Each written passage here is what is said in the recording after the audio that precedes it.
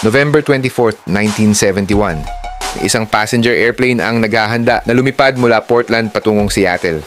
Sa oras na ito, isang lalaki na nakasuot ng itim na suit at sunshades ay kasama rin sa eroplano at naupo sa huling hanay ng cabin. Di nagtagal pagkatapos lumipad ang eroplano, nag-abot siya ng isang tala sa isang flight attendant. Ang tala ay nakasulat, "Mayroon akong bomba, umupo sa tabi ko at makipag-usap." Humingi siya ng $200,000 na cash, 4 na parachute at isang truck na naghihintay sa Seattle. Nang lumapag ang eroplano, binigay ng mga autoridad ang kanyang mga kahilingan at pinalaya rin niya ang mga pasahero at inutusan ng piloto na lumipad muli sa ibang eroplano. Sa pagkakataong ito, ang destinasyon ay Mexico City. Sa isang lugar sa pagitan ng Seattle at Mexico City, binuksan ng lalaki ang likurang pinto at nagparachute palayo kasama ang lahat ng pera. Sa loob ng mga dekada, sinusubaybayan ng FBI ang libu-libong mga pahiwatig at ikinandado ang kaso sa 5 pangunahing suspect. Ngunit ang tunay na suspect ay hindi kailanman nahuli hanggang 2022 nang ihayag ang pagkakakilanlan ng salarin sa likod ng mga eksena. Ito ang kwento ng pinaka-mahiwagang pag-hijack sa kasaysayan ng Amerika. Ang pag-hijack ni Cooper ay naging alamat hindi lamang para sa kanyang pagtakas kundi pati na rin sa kanyang maingat na pagpaplano. Pinili niya ang Flight 305, isang maikling 30 minutong paglipad sa pagitan ng Portland at Seattle, at pagkatapos ay tinukoy ang isang Boeing 727 para sa paglipad patungong Mexico City na may unique feature na tanging ang mga pamilyar sa aviation ang nakakaalam. Maaari nitong ibaba ang likurang hatch habang lumilipad. Humiling siya ng 4 na parachute at gumamit ng isa. Malamang na ipalagay sa FBI na nang hostage siya. Isang hakbang na pumigil sa mga autoridad na pakialaman ang kagamitan. Alam din niya kung ano talaga ang hihilingin. $200,000 sa maliliit na perang papel na mas madaling dalhin at untraceable. Isang refueling truck na naka-standby at pinalipad ang eroplano sa mababang altitude at low speed na lahat ay perpekto para sa parachuting. Halos wala siyang naiwan, tanging kurbata at ilang upos ng sigarilyo at kinuha pa ang sulat na iniabot niya sa flight attendant. At gumana ang plano dahil ang tanging impormasyon ng FBI ay ang pseudonym na Cooper na nakalagay sa ticket. Nang ligtas niyang mailabas ang mga pasahero sa Seattle, halos tapos na ang kanyang plano. Muling lumipad ang eroplano dakong alas 7:30 ng gabi. Kasama lamang si Cooper at 4 na crew members ang sakay. Gayunpaman, ang kanyang mga instructions ay hindi pangkaraniwang tiyak. Ang eroplano ay kailangang lumipad sa ibaba ng 3,000 metro. Ang landing gear ay nakababa. Ang mga pakpak ay nakatakda sa 15 degrees at ang likurang pinto ay naka-unlock. Ang mga ito ay hindi random na mga detalye. Ang pagsasaayos ng paglipad na ito ay magpapabagal sa sasakyang panghimpapawid. Ang mga crew ay tumutol at sinabi na ang pinto ay hindi maaaring manatiling bukas habang lumilipad. Sumang-ayon si Cooper na bawiin ang pinto, ngunit nilinaw na sa sandaling siya ay nasa eroplano. Sa lalong madaling panahon, pagkatapos ng paglipad, hiniling ni Cooper ang flight attendant na pumasok sa cockpit at sinabihan siyang huwag nang bumalik. Pagkatapos, isinuot ni Cooper ang kanyang parachute, tumalon pababa at hindi na muling nakita pa. Matapos mawala si Cooper, sinimulan ng FBI na itrack ang pera. Simple lang ang kanilang ideya, gawing hindi magamit ang pera. Ang $200,000 na ransom ni Cooper ay binubuo ng $10,020 na perang papel.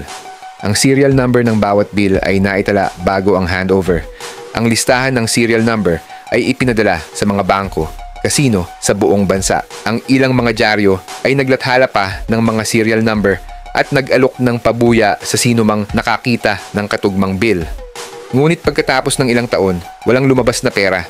Hanggang sa makalipas ang halos 10 taon noong 1980, isang kakaibang bagay ang nangyari.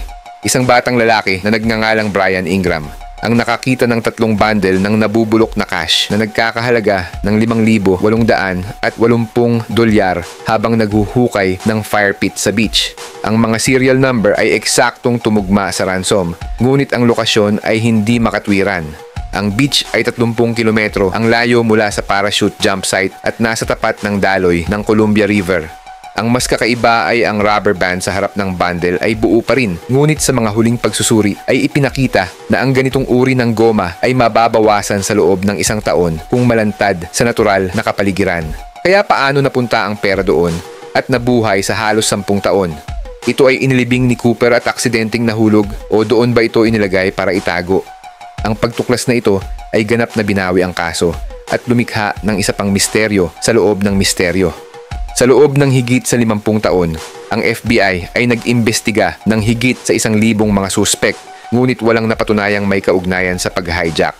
Gayunpaman, mayroon pa ring ilang mga pangalan na namumukod tangi.